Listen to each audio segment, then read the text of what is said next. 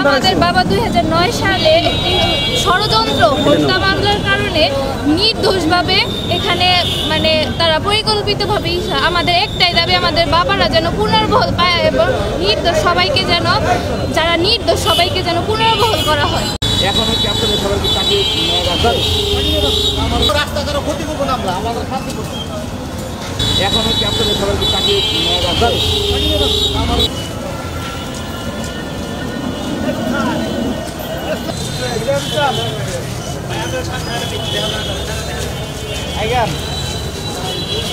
Jail খেটে অত্যন্ত দুর্বিষহ জীবনযাপন করতেছি। এই অন্তর্বর্তীকালীন সরকারের কাছে আমাদের প্রথম এবং একমাত্র দাবি আমাদের যাতে চাকরিতে পুনর্বহাল করা হয়, সেই সাথে আমাদের যে সমস্ত ভাই জেলখানায় আছে নিরপরাধ তাদেরকে আইনের মাধ্যমে তাদের মুক্তির দাবি দ্রুত সময়ের মধ্যে মুক্তির দাবি করছি। আমাদের বাবা 2009 সালে একটি ষড়যন্ত্র হত্যা মামলার কারণে নির্দোষভাবে এখানে মানে তারা পরিকল্পিতভাবেই আমাদের একটাই দাবি আমাদের বাবারা যেন পুনর্বহাল পায় এবং নির্দোষ সবাইকে যেন যারা নির্দোষ সবাইকে যেন পুনর্বহাল করা হয়। জেল কাছে তাদের পরিবার কি অবস্থায় আছে, অসহায় তারা, তাদের নির্দোষ যারা নির্দোষ তাদের নিঃশর্ত মুক্তি চায়। যারা বিডিআর সদস্য আছেন যাদেরকে বিনা দোষে চাকরিচ্যুত করা হয়েছে তাদের সকলের চাকরি ফেরত চাই আমরা, পুনর্বহাল আমাদের একটাই দাবি।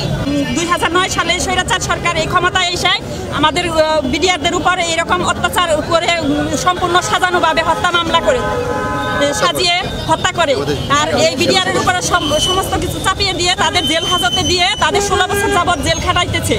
আর বিনা দোষে তারা এখনো জেলে আছে, তাদের মুক্তি চাই আর তাদের হলো তাদের চাকরিতে পুনর্বহাল চাই। আর আপনার স্বামীকে এখনো জেলে আছে? এখনো জেলে আছে এবং তাদেরকে নির্দোষ তারা নির্দোষ 16 বছর যাবত ওইখানে আছে। তাদের সরকারের কাছে আমাদের আবেদন তিনি যেন আমাদের তাদের তাড়াতাড়ি মুক্তি দেয় এবং আমাদের চাকরিতে তাড়াতাড়ি বহাল রাখে। 2009 সালে আমার স্বামী জেলখানায় গেছে, আর 16 বছর যাবৎ সে জেলখানায় আছে নির্দোষ অবস্থায়, খালাস অবস্থায়। এখন তার মুক্তির জন্য আমরা আবেদন করি। অন্তর্বর্তী সরকারের কাছে আমাদের এইটাই অনুরোধ, সেজন্য আমাদের মুক্তি এবং চাকরিতে পুনর্বহাল করে বাঁচার জন্য, তার বাপের প্রতিশোধ নেওয়ার জন্য এই কাজ করছে সে কইরা সমস্ত বিডিআরদের ফাঁসানো হয়েছে। এটাই তার উদ্দেশ্য ছিল। নীরব বিডিআর আমরা আমাদের যে 18,500 বিডিআর চাকরিচ্যুত করা হয়েছে তাদের চাকরিতে পুনর্বহাল করা হোক।